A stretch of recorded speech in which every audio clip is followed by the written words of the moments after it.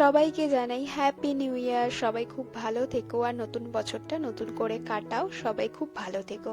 সকালবেলায় তো মা এখানে লুচি ভাজছিল। আমাদের আজকে সকালবেলা লুচি আর আলুর তরকারি হয়েছিল। আমি একটু চলে এসেছিলাম ছাদে। আর এই শীতকালে ছাদে আসতে বেশ ভালো লাগে। ছাদে আসলে মনটা আমার অনেক ভালো হয়ে যায়। আর এই রকম দিনে মানে খুব একটা আমি বাইরে বেরোই না, বাড়িতেই সবার সঙ্গে থাকতে পছন্দ করি।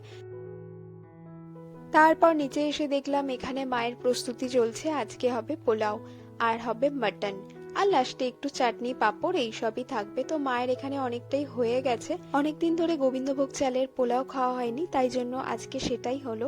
আর এখানে ছিল মাটন, আর মাটনের সাথে গোবিন্দভোগের চালের পোলাও কিন্তু বেশ দারুণ যায়। তারপর তো এখানে সবাই মিলে খেতে বসে পড়লাম। বাবাকে প্রথমে বললাম খেয়ে বলো কেমন হয়েছে, আর আমরাও বসে গেলাম। আর লাস্টে ছিল চাটনি আর পাঁপড়। এখন মতো চলো টাটা। ভিডিওটা ভালো লাগলে লাইক আর সাবস্ক্রাইব করে দিও।